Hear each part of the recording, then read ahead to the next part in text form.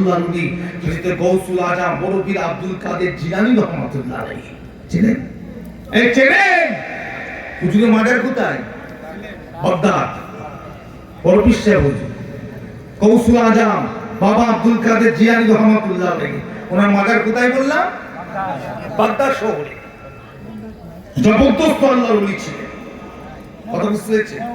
তো উনি একদিন মহাশয় পড়াশোনা করতেন। ওনার দুটো বন্ধু ছিল, শুনবেন, ওনার দুটো বন্ধু ছিলেন। তিনজন মিলে খেলাধুলা, একসাথে খাওয়া দাওয়া, একসঙ্গে খেলাধুলা, একসঙ্গে পড়া দাওয়া, একসঙ্গে ক্লাস করা, একসঙ্গে ঘুমানো, তিনজনে করতেন হোস্টেলে। হঠাৎ করে একদিন খবর এলো পাশের গ্রামে একজন আল্লাহর ওলি এসেছে। পাশের গ্রামে একজন আল্লাহ কি ওলি বান্দা এসেছে। তিনজন যুক্তি করলেই চল আল্লাহর ওলির সঙ্গে দেখা করে এসে, চলো আল্লাহর ওলির সঙ্গে দেখা করে চলো। তিনজন মিলে ঘেটে ঘেটে ওলি বান্দার সঙ্গে দেখা করতে যাচ্ছে। তখন তিনটে বন্ধুর মধ্যে একটা বন্ধু বলছে, আল্লাহর ওলির সঙ্গে দেখা করতে যাবি, একটা কথা বলো না। বলছে বলো। বলছে দেখবি আমি 10টা প্রশ্ন করব, আল্লাহর ওলি জবাব দিতে পারবে না। একটা বন্ধু বলছে। আর একটা বন্ধু বলছে তুই যদি 10টা প্রশ্ন করিস আমিও 10টা প্রশ্ন করব, আমারও জবাব দিতে পারবে না।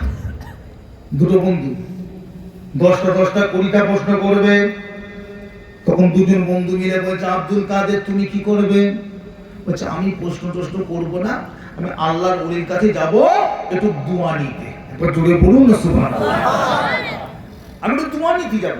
ওলি বান্দার কাছে কি বেয়াদবি করতে যাব? দোয়া নিতে যাব। চলো। তিনজন মিলে হেঁটে হেঁটে যাচ্ছে। গিয়ে দেখছেন আল্লাহর ওলিটা বসে বসে নামাজের মধ্যে বসে আছে। সালামটা ফিরে তিনটে বন্ধুর দিকে তাকালেন। যেই তাকিয়েছে দেখে আল্লাহর ওলির চোখটা করেঞ্জা ফলের মতো লাল হয়ে আছে। করেঞ্জা চেনেন তো? করেঞ্জা ফল কি লাল হয় না? এই করেঞ্জা ফলের মতো লাল হয়ে আছে চোখটা। তিনজন তো ভয় পেয়ে গেছে, বাচ্চা মানুষ ভয় পেয়ে গেছে। এই আল্লাহর ওলির চেহারা তো ভয়ঙ্কর কেন রে? আল্লাহর ওলির চেহারা তো ভয়ঙ্কর কেন রে? দেখেন আল্লাহ রাসূলকে ভালোবাসলে কি হয়, এই কি রে, আর বিয়াদবি করলে কি হয়। দেখেন আল্লাহর ওলি তিনজনের মুখের দিকে চেয়ে অনেক সময় আছে। কিছুক্ষণ বাদে বলছে বাবা তুমি আসার সময় বলেছিলে না আল্লাহর ওলিকে 10টা প্রশ্ন করব, আমার প্রশ্নের জবাব দিতে পারবে না, তুমি বলেছিলে? ছেলেটা বলছে ঠিক আছে বাবা, তোমাকে 10টা প্রশ্ন করতে হবে না, তোমার জবাবটা তুমি নিয়ে নাও। একবার জোরে বলুন না সুবহানাল্লাহ। প্রশ্ন শুনেনি, জবাব দিয়ে দিয়েছে। আরেকটা ছেলেকে বলছে বাবা তুমি বলেছিলে না 10টা প্রশ্ন করে জবাব দিতে পারবে না, বাবা প্রশ্ন করতে হবে না, তুমি তোমার প্রশ্নের জবাবটা নিয়ে নাও। দুজনে জবাব আল্লাহর ওলি এমনি দিয়ে দিলেন। জানলেন কি করে? না আল্লাহ যারা ওলি হয় আল্লাহ পাক তাদেরকে গায়েবী ইলহাম দ্বারা জানিয়ে দেয়। কথা বুঝতে পারছেন না? আল্লাহ তাদেরকে গায়েবী ইলহাম দিয়ে জানিয়ে দেয়। দুজনে 10টা 20টা প্রশ্ন জবাব দিয়ে দিবে। আল্লাহর ওলি যে সময় বলেছিল একটা ছেলে মুখের দিকে চেয়ে বাবা ও বাবা ছেলে তুমি বলেছিলে 10টা প্রশ্ন করব, আল্লাহর ওলি জবাব দিতে পারবে না, আমি কিন্তু তোমার 10টা প্রশ্ন জবাব দিয়ে দিয়েছি।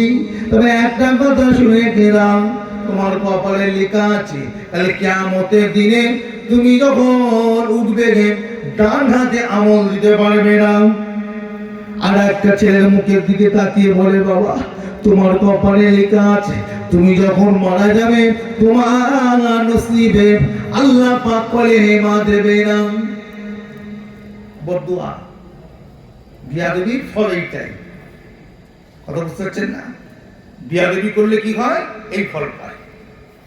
ও ভাইরা হযরত গাউসুল আজম বড় পীর আব্দুল কাদের জিলানী রাহমাতুল্লাহ আলাইহি বললেন আব্দুল কাদের বাবা আব্দুল কাদের তোমার কপালে লেখা আছে তুমি বাবা বড় হয়ে এত বড় আল্লাহর ওলি হবে, তাম বিশ্বেতে যত পীরনিয়া উলিয়া গোস কুতুব আসবে সবার কাঁধেতে আমার আল্লাহ পাক তোমার দুটো করে কদম রেখে দেবে।